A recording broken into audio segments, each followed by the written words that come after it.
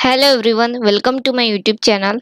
आज हम देखेंगे विश्वामित्र बाय डॉक्टर विनीत अग्रवाल। ये एक माइथोलॉजिकल स्टोरी है। अगर आपको विश्वामित्र के बारे में पता होगा तो आपने ये किताब ज़रूर पढ़नी चाहिए। मैंने ये किताब पढ़ी तो मुझे बहुत अच्छी लगी।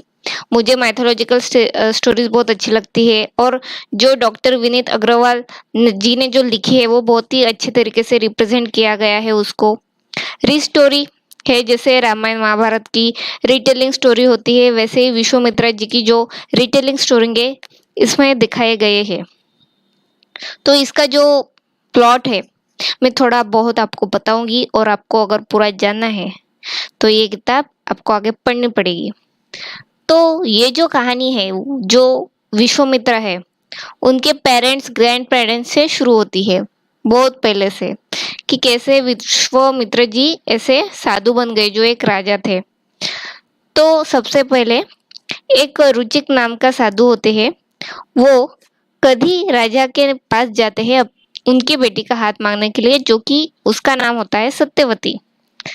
पर जो रुचिक साधु जी होते हैं उनको शादी, मतलब वो साधु होते तो उनको शादी में कोई इंटरेस्ट रहता नहीं है। वो अपना जो साधु वाला जीवन है वो बिताना चाहते हैं। पर उनकी जो पिता होते हैं साधु च्यवन, वो उनको ऑर्डर देते हैं कि नहीं, तुम्हें उस लड़की से शादी करनी पड़ेगी। तो एज अ ओबीडियंट सन वो मान जाते हैं और उसका हाथ मांगने के लिए किंग कदी के पास चले जाते हैं। तो आगे क्या होता है, उनकी शादी हो जाती है। तो शादी में भी एक अट रखी जाती है कि क्यों उनकी शादी होनी चाहिए, क्योंकि राजा कदी चाहते हैं कि उनकी जो लड़की है वो किसी राजघराने में जाए, ना कि जंगल में किसी साधु के साथ रहे, अपना जीवन व्यतीत करे।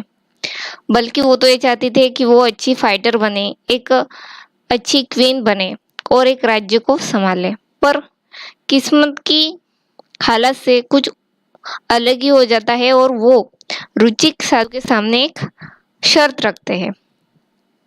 तो रुचिक वो शर्त पूरी करते कि नहीं, ये जानने के लिए आपको वो किताब पढ़नी पड़ेगी। आगे ऑब्वियसली वो शर्त पूरी करती है। वो कौन सी शर्त होती है अगर आपको जानना है तो आपको बुक पढ़नी पड़ेगी। और शर्त कंप्लीट करने के बाद रुचिक जी की और सत्यवती जी की शादी हो जाती है और फिर उनका बेटा होता है। तो सत्यवती की एक मनोकामना होती है कि एक कोई लड़का हो जो सिंहासन पर बैठे और अपना राज्य चलाए। तो जो साधु रुचिक है वो कुछ ऐसा मंत्र पढ़ते हैं, एक जड़ी बूटी देते हैं, जिससे सत्यवती और सत्यवती की माँ दोनों भी प्रेग्नेंट हो जाती है। पर जो ह्यूमन इमोशन है वो काफी तरीके से इसमें रिप्रेजेंट किया गया है। कैसे सत्यवती की माँ डाउट करती है कि सत्यवती का लड़का अच्छा पैदा होगा और मेरा जो है वो उसमें कम शक्तियाँ होंगी, इसलिए वो जो जड़ी बूटी है वो एक्सचेंज कर देती है। और इससे क्या क्या आगे इम्प्रेशन होगा, इसे क्या इफेक्ट होंगे। और जब ये बात साधु रुचिक जी को पता चलेगी कि उन्होंने वो जड़ी बूटी थी वो एक्सचेंज कर दी, तो उनके मन में क्या क्या चलेगा, ये अगर आपको जानना है तो आपको ये किताब ज़रूर पढ़नी चाहिए। मुझे बहुत ही काफ़ी इंटरेस्टिंग लगी, क्योंकि मुझे तो बहुत सारी टेल्स पता नहीं है। महाभारत और रामायण मैंने पढ़ी है, पर जो विश्वामित्र है उनके बारे में ज़्यादा कुछ पता नहीं है। और इसमें मेनका का भी जिक्र किया गया है, उनकी भी स्टोरी है, कैसे वो साधु विश्वामित्र जी का तपस्या भंग करने के लिए धरती पे लौटती है और फिर बाद में क्या क्या होता है, ये अगर आपको जानना है तो ये किताब आपको ज़रूर पढ़नी चाहिए। मैं ये किताब आपको ज़रूर रिकमेंड करूँगी। और ये किताब आपको कैसी लगी है मुझे कमेंट में बताइएगा। Thank you for watching this video.